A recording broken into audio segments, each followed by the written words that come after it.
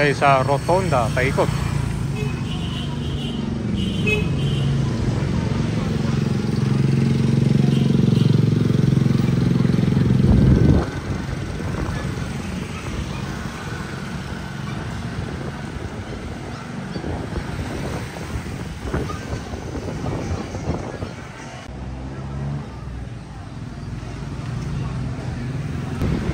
Parang malambot lang yung kwan dito, no? Tingnan mo, kita mo rin baba, oh. Ito yung makasaysayang plaza na binanggit ni Yorme dati. Ito yung binaboy, tinayuan ng parang koliseo, parang sabungan.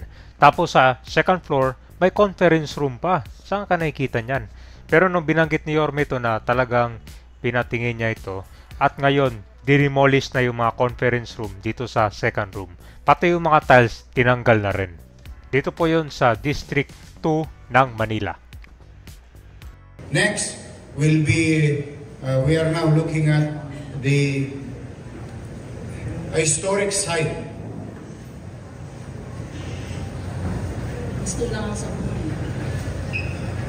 A historic site,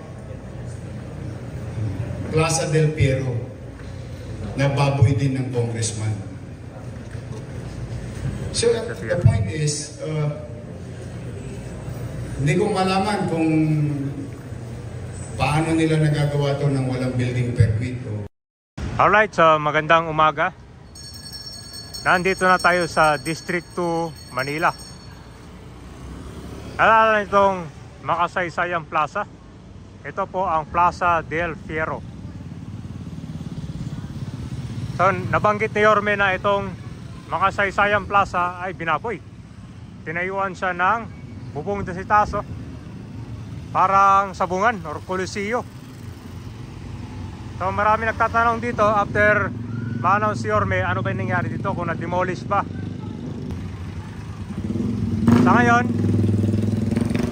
Sa ngayon makikita mo dito doon sa second floor, di ba dati merong conference room yan, na-demolish na, tsaka tinanggal na rin yung mga tiles yan. Yan yung update nito. Kasi parang kanya sa taas room. Ibig sabihin bawal pala yun kasi na-demolish na. Tingnan natin, ha. Ito po ang Vicente del Fierro. Ito, kanto, makasaysayan talaga to. Vicente del Fierro, 1903, 1960.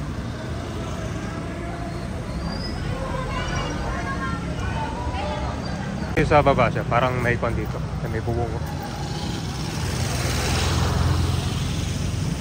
taas niya, demolish. Kailan na-demolish to, sir? Kailan na-demolish yung second floor? Kahapon yata, isang araw. Kahapon? Baka nung isang araw. Tinanggal nila yung mga concert. Kwarto, ang room, no? Opisina ng, office yun ng barangay. Office yun? Barangay. Tinanggal na pa.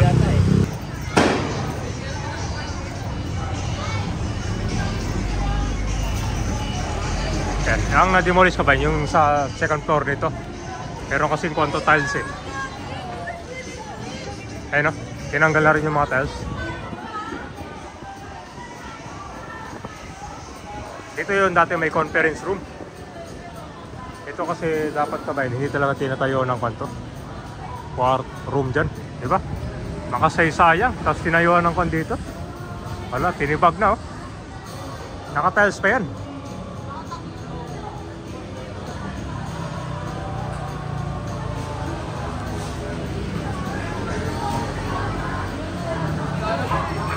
So ang kwan dito, sayang yung nagastos yan. Diba?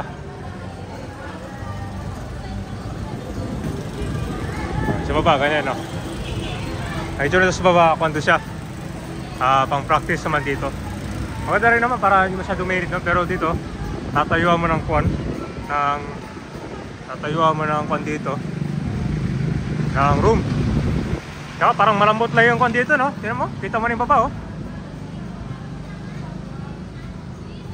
So ito po yung update natin dito, na demolish na. Marami na kasing nakalimot ito eh. So ano masabi nyo kabayan, yung sa pag-demolish dito, sayang, di ba? Baba naman, yan yung pang praktisa nila dito. Wala na siya.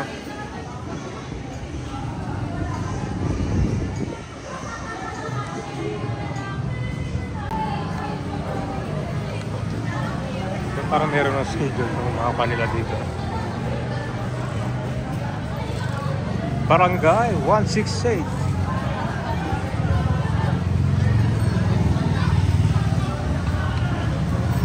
Ito sa labas na dito.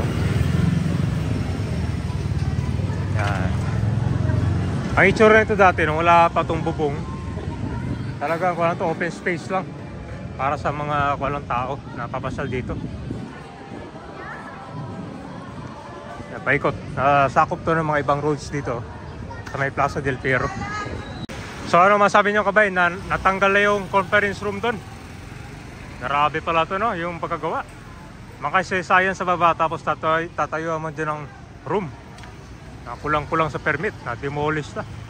Yan po yung update natin ngayon. Sa mga nagtatanong, itong Coliseo wala pa. Siguro kung matutuloy man yung demolish itong bubong, malamang gagawa mo na siguro na sila ng panibagong malilipatan. Kasi marami dito mga estudyante nagpa-practice. Maraming school dito malapit eh. Malaking tulong din yung bubong para di masyadong mainit dito. So nandito tayo sa District 2 ng Manila to.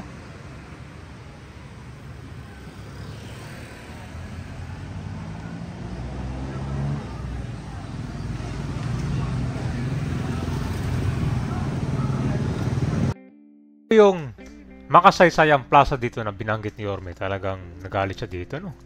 Buti na lang ngayon yung conference room tinanggal na. Diyan pala sa second floor ginawa, no? Grabe yan. So, abangan natin kung ano pa yung gagawin dito. Sa tingin nyo, ano pa yung pwede? Kasi ito, nakikinabangan naman siya ng mga estudyante, no? Pero dapat hindi lang sa mga makasaysayan, no? Pwede naman siguro sa iba, no? Dito kasi sa busiest road dyan ng kalsada.